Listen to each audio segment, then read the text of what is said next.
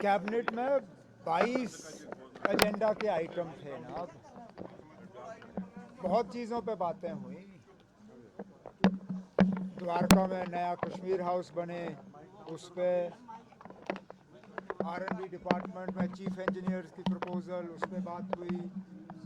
Cooperative societies को किस तरह हम नए सिरे से उनको ज़िंदा कर सकते हैं, उसके लिए दो तीन एजेंडा आइटम थे। बहुत सी बातें थी। एक आइटम जो है वो रिजर्वेशन को लेके भी था। अब कैबिनेट मीटिंग की मिनट्स साइन करने और उन्हें ऑनरेबल एलजी साहब के पास भेजने से पहले मैं उन पे यहाँ तबसरा करूँ, गलत होगा। मैं सिर्फ इतना ही कहूँगा कि कोशिश की गई है, जिस तरह हमने लोगों के साथ वादा किया है कि हम इसको थोड़ा सा रैशनलाइज करें। कोशिश ये भी की गई है कि कहीं पे किसी के साथ नाइंसाफ़ी ना हो। हमने वक्त इतना लगाया क्योंकि ये मुद्दा ऐसा है कि इसके साथ सियासत करना बहुत आसान है, और आपने देखा भी है। जो लोग कल तक हमें ताने दे रहे थे कि आप लोगों ने रिजर्वेशन पे कुछ नहीं किया, आज हमें धमकियां दे रहे हैं कि अगर ये हुआ तो हम एहतजाज शुरू करेंगे। कैबिनेट ने अपने तरफ से कोशिश की है कि एक ट्रांसपेरेंट और एक फेयर प्रोसेस जो है हम अडॉप्ट करें। अब मामला ऑनरेबल एलजी साहब के पास जाएगा। जब तक फाइल उनके पास नहीं पहुंचती तब तक इससे ज़्यादा मैं इस पे कहूँगा नहीं। तो है सर, क्या आप माने हम माने कि आप जो मानना चाहें आप मानिए ना। हमने इसमें इससे ज़्यादा डिटेल्ड एक्सरसाइज हम नहीं कर सकते थे। हर इशू को देखा गया, एक बार से ज़्यादा इस पे बहस हुई। ये शायद तीसरी या चौथी मर्तबा है कि मामला कैबिनेट के सामने आया। 6 महीने कैबिनेट की सब कमेटी, हमारे सीनियर कुलीग सकीना यत्तू साहिबा ने उसकी अध्यक्षता की। हमने अपने तरफ से जितना हम कर सकते थे इस मामले को सुलझाने के लिए हमने किया। बाकी आगे देखी जाएगी। मेरे दोस्त जो हैं, जिन दोस्तों का आप जिक्र कर रहे हो, वो शायद ही किसी चीज़ से सेटिस्फाई हो सकते हैं। ये उनके सेटिस्फैक्शन के लिए हमने नहीं किया। किसी एक आदमी को लगे कि ये उसके लिए है या उसको खुश करने के लिए है, ये उसकी गलतफहमी है।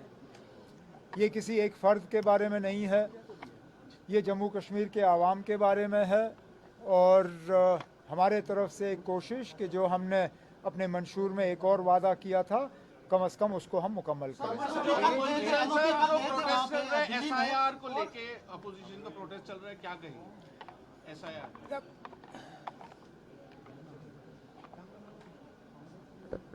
इलेक्शन साफ सुथरे हों, ट्रांसपेरेंट हों और किसी को शिकायत की गुंजाइश ना हो, ये इलेक्शन कमीशन की जिम्मेदारी है। अगर एसआईआर को लेके खदशात हैं तो इलेक्शन कमीशन को तमाम पॉलिटिकल पार्टीज़ को बुला के उन्हें समझाना चाहिए कि ये एसआईआर है क्या चीज़ और इसमें ख़तरा नहीं है। क्योंकि मैं उन लोगों में से हूँ, मैंने कभी मशीन की चोरी की बात नहीं की है। मैं आज भी नहीं मानता हूँ कि मशीन के ज़रिए इलेक्शन में चोरी की जा सकती है, लेकिन ज़रूर कहीं ना कहीं इलेक्शन को मैनिपुलेट किया जा सकता है। अगर आप देखें तो एक हद तक जो यहाँ पे डिलिमिटेशन की गई वो भी इलेक्शन मैनिपुलेशन था। आपने एक पार्टी को खुश करने के लिए जम्मू में 6 सीटें बढ़ाई, और बढ़ाई भी वहाँ जहाँ एक पार्टी को उसका फ़ायदा मिल सकता था। शायद इसलिए एसआईआर को लेके भी हमारे कुछ खदशात हैं। बेहतर यही होगा कि इलेक्शन कमीशन वाले जो हैं हम सबको बुलाएं और हमें समझाएं कि ये एसआईआर है क्या चीज़ और इससे घबराने की जरूरत नहीं है। माता गांधी दिल्ली गए थे और उन्होंने जेपी नड्डा से बात की है, वो आप कह रहे हैं कि वहाँ गुरुकुल बनना चाहिए। तो बने। मैं फिर अब आप कितनी बार यही सवाल मुझसे करोगे? किसने रोका ना? आप बनाइए गुरुकुल। आपने अगर मजहब के बुनियाद पे सीटों का बंटवारा करना है तो उस जगह को रखिए माइनॉरिटीज के लिए। जो ग्रांट इन एड गवर्नमेंट की तरफ से मिलता है वो पैसा हम कहीं और लगा देंगे, हमें कोई एतराज नहीं है। जो ज़मीन वहाँ अलॉट की गई उस ज़मीन की कीमत आप अदा करिए, जो ग्रांट इन एड आपको मिलता है वो लेना बंद करिए, आप अपनी स्टेटस जो है वो चेंज करिए, एक माइनॉरिटी इंस्टीट्यूशन के तौर पे आप आ जाइए।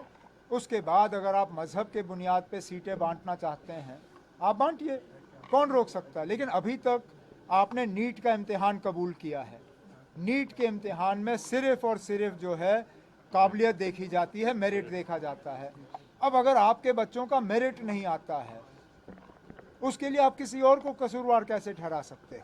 ठीक, चलो।